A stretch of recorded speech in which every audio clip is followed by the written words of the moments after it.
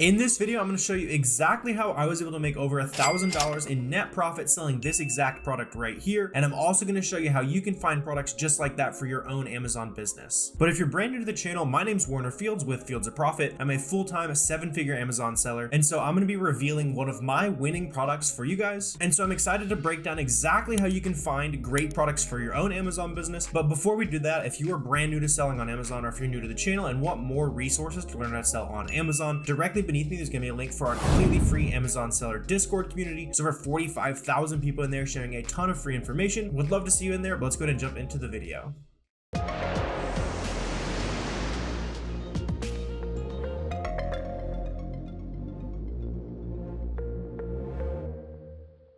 So before we go any further, I also wanted to prove to you that this stuff is legit. This is a screenshot from our accounting dashboard here. So this is the exact item. These the vitamins right here. It was 2 bottles of some healthy skin vitamins, something like that, some biotin here. And we were picking these up from Walmart. We were buying them for about $5.32 a unit to get you that 2-pack there. And then over here on our sales, we were selling them for anywhere from, upwards of like 20 something bucks. At the end, they were closer to like 12 or 13. But all in all, we ended up making right around $1,100 in profit, a little over a 45% ROI. So not too bad at all. And so let's go ahead and show you this exact strategy for how we source this product so you can go do the same thing.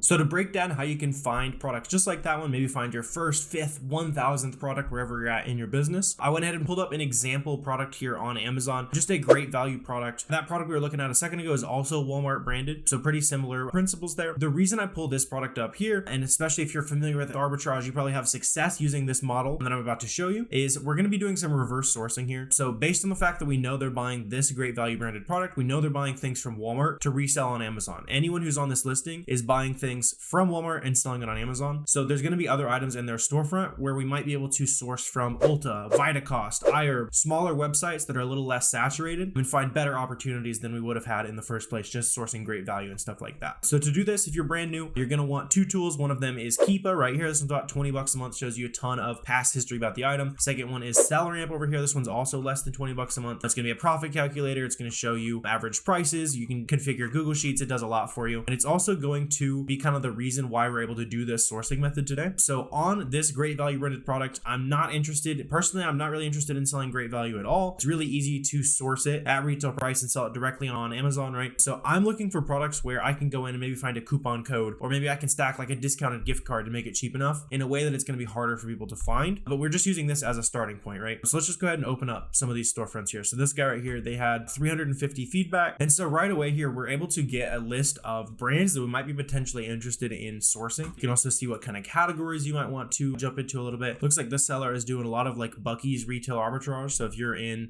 Texas or something like that, you could look through all of this seller's Buc-ee's listings. So you just do that. It's going to filter down just to those specifically Buc-ee's listings there. But let's see what else they've got here. So the main thing we're trying to do as we're looking through these products is find items that we can buy for this max cost option here. So for me, I'm looking for 35% ROI or $3 profit per unit. Those are that same metrics I was looking for with that product we were breaking down a little bit at the beginning as well, right? So let's just go ahead and do some reverse sourcing here. Let's see what we can find. So this right here, we can see right away is sold by Amazon. So I'm going to go ahead and skip that one. Amazon doesn't share sales with us as third-party sellers. This one right here, we'd have to be buying it for about $1. You could also do some small night. I would assume that's what some of the sellers on here are doing. But I also see the buy box down at $9.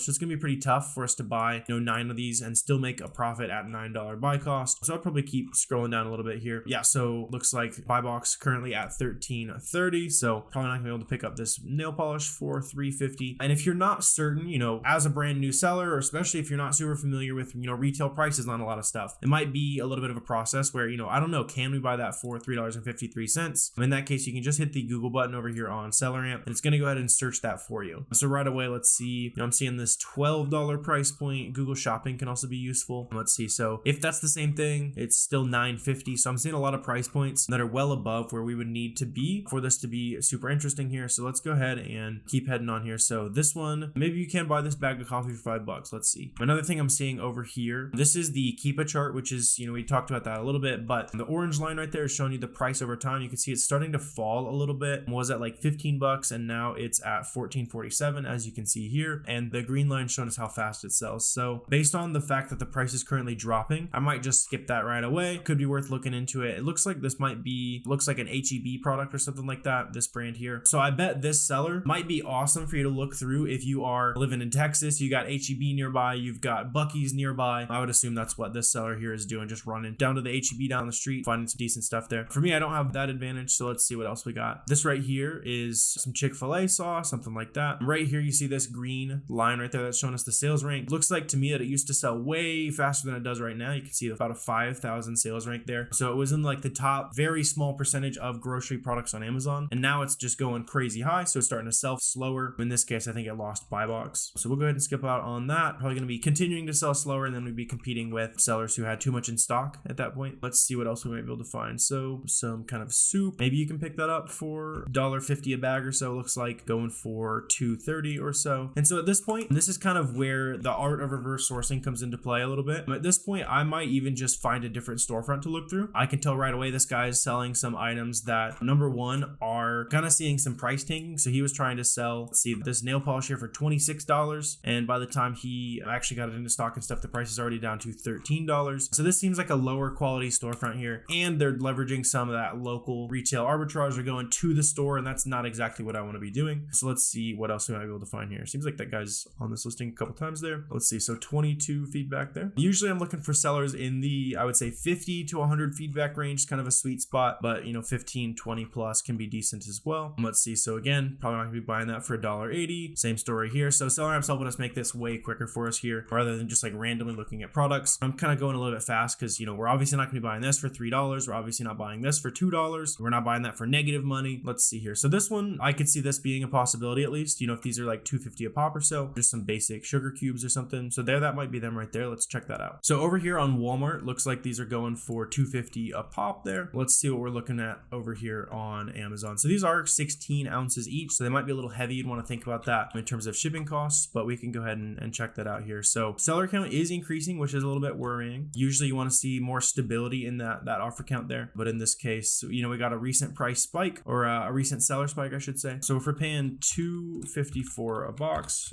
multiply that by 2, so we are buying these for $5.08, currently selling for $17.78. So this one could be interesting based on the recent seller increase. I would expect the price to drop, and in this case, see, back in the past it was going for like $15. Let's see, you know, if the price dropped to $15, we're still making $2, 35% ROI, especially if you're prepping this item yourself. You know, it might be worth it. Jumping back into the past here, looks like our worst case scenario would be $13.50. So, you know, obviously not ideal there. Another thing to think about is that these fees are actually including inbound shipping. So I've got it baked into my settings there where it's going to be 30 cents a pound. That's about what we end up paying on Amazon, which is pretty cheap. So right here, we're going to be baking in 63 cents of shipping, and that's still decently profitable there. Based on this recent seller increase, I'm not loving this product. This is the type of product where you could buy it, test it out, see what happens, but I wouldn't be too surprised if the price drops a little bit there. So based on the estimated sales over here, it's selling about 200 times a month. I also noticed that this is a variation listing here. So we can go ahead and see what percentage of the sales might be going to each different variation. So over here, it looks like that pack of 2 is about 40% of the reviews. So, you know, you can maybe estimate that about 40% of the sales are for that same item. So let's call it 100 sales per month. And it looks like we're going to have 1, 2, 3, 4, 5, 6 other sellers who are selling at that same price point. This guy's FBM, so he typically won't get his sales sent over to him if there's FBA offers that he's competing with. So if we would be competitive seller number 7, we're going to estimate we're going to sell about 100 a month. You could test maybe 15 to 20, see how it goes. So hopefully you're kind of understanding that breakdown there. We're basically just trying to understand how much does this individual item sell, how much competition am I going to have, and based on that competition, how much should I buy for me to be in stock for about 30 days. Sometimes we'll try to be in stock for a little longer, but that's kind of a good general rule of thumb. So not like an amazing product right there, but somewhat decent. You know, you could pull the trigger if you're just wanting to spend some money, see what happens, see if this whole Amazon thing is something you're interested in. I will add the caveat that you should not buy this exact product now that it's been on YouTube. It's almost certainly going to tank. So let's see this Panda Express guy right here. See if we can find it for, it looks like $2.50 a bottle or so. If we need to buy it for $6 total, you know, maybe you could pay like $3. I'm seeing a lot of like $4 on this. So you'd have to be looking for, you know, a coupon code or something like that. Based on the fact that Walmart's selling it for $4, it's probably not going to be possible to buy it much cheaper than that, especially in the grocery category. You don't tend to see a lot of amazing coupons or anything like that. Let's see. So this guy definitely not going to be buying these barbecue sauce for less than $1 a bottle. Got a pack of 2 over here. Let's see. We would have to pick these up for $5 a jar. Not sure if that's realistic, but it's pretty easy search here. So let's see. So probably do something like that. Are we looking at that 4-ounce jar? What was it? Yeah. So 4-ounce jar of active dry. There it is right there for $5.48 again. Seems to be the same thing, 16 envelopes. That's what the listing there said. So it looks like it's probably going to be another one of those examples where it's somewhat close, but still based on that, I wouldn't be super interested. Oh, it's actually looking like it's significantly cheaper. Not exactly sure what happened there, but definitely would skip out on that. Yeah, so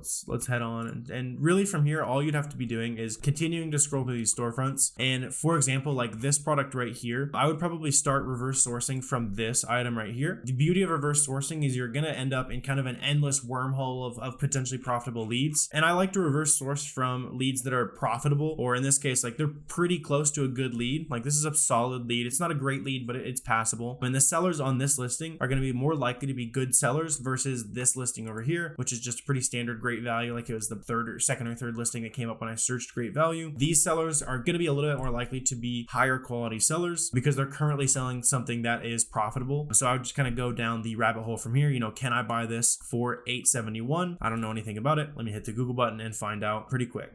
So that method called reverse sourcing is exactly how I found that profitable lead I talked about at the beginning of this video. If you're brand new to Amazon, you're also probably wondering about the shipping logistics and getting ungated, being allowed to sell products like this. I also have a ton of other videos on my channel to break all that kind of stuff down. So feel free to poke around in my channel and find those videos that are about specific questions that you might have. If you don't already have SellerAmp, which is the tool we were using for most of today's video, be sure to go ahead and activate a 2-week free trial with the link down below. If you guys did get value out of today's video, you could also hit the subscribe button. That would be a big help for me as well. If you guys have any questions, comments, anything like that, drop those down below. I'm always happy to answer those as well. But I really appreciate you guys watching this video, and I will see you next time.